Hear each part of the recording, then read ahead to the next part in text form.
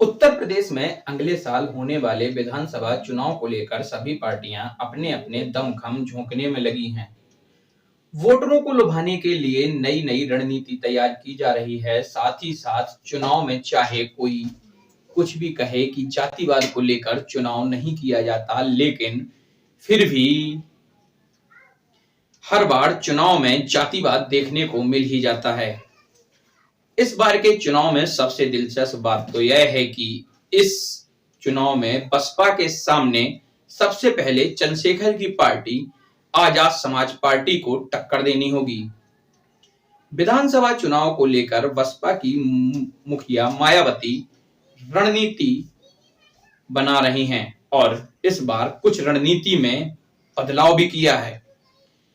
बसपा के सूत्रों से माने तो विधानसभा के टिकट बंटवारे के समय अब यूपी में करीब 50% सीटों पर युवा प्रत्याशियों को मौका दिया जाएगा। दरअसल आजाद समाज पार्टी के नेता चंद्रशेखर की तरफ से युवाओं का झुकाव देखते हुए बसपा ने यह प्लान बनाया है कि इनके सहारे यह चंद्रशेखर को काउंटर करना चाहती हैं। टिकट देते समय हालांकि इस बात का पूरा ध्यान रखा जाएगा कि जिन लोगों को टिकट दिया जाए उन्हें बूथ लेवल पर संगठन के लिए काम किया है कि नहीं। दरअसल बसपा का गठन 1984 में हुआ था। उस समय Republican party of India RPI, जिसकी स्थापना बी.आर. अंबेडकर ने दलितों की राजनीति आकांक्षाओं का प्रतिनिधित्व करने का दावा किया था। आजाद ने एएसपी के गठन के तुरंत बाद ही ट्वीट कर कहा था कि साहब कांसीराम तेरा मिशन अधूरा है। आजाद समाज पार्टी कांसीराम के अधूरे सपनों को पूरा करेगी। राजनीति विशेषज्ञों की माने तो पहले बसपा कार्यकर्ता कभी इस तरह के नारे लगाते थे कि बाबा तेरा मिशन अधूरा, हम सब मिलकर करेंगे पूरा। चंद्रशेखर के इस रुख के बाद बसपा अंदर खाने से परेशान है और वह काउंटर करने के लिए अलग रणनीति पर काम कर रही है। इसलिए उन्होंने पहले प्रबुद्ध सम्मेलन शुरू कराए और फिर उसमें जय श्री राम और जय परशुराम के नारे लगाते देखे गए। अब बसपा की छटपटाहट है जिसे सोचने को मजबूर कर दिया है। बात करें बसपा गठन की तो यह तर्क है कि आरपीआई अंबेडकर के सपनों को पूरा नहीं कर पाई, इसलिए उस लक्ष्य को हासिल करने के लिए नई पार्टी की जरूरत है। आजाद समाज पार्टी या कहें एएसपी भी इसी तरह के तर्क का इस्तेमाल कर रही है।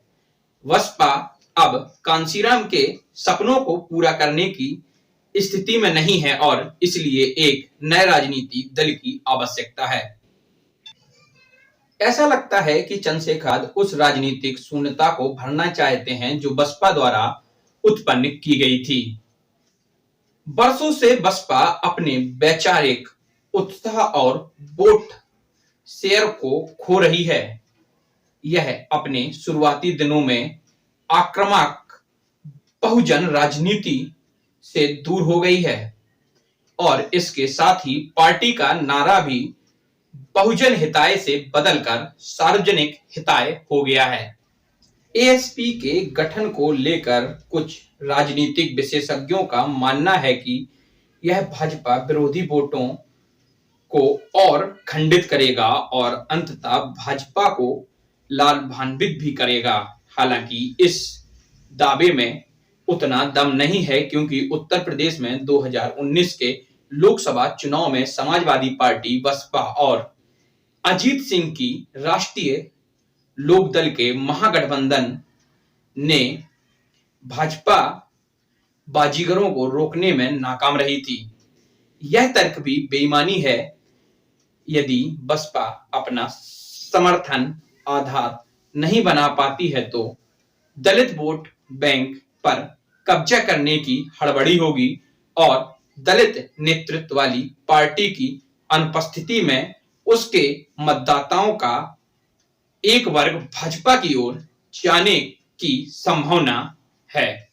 इसी के साथ फिर मिलेंगे अगले किसी मुद्दे को लेकर।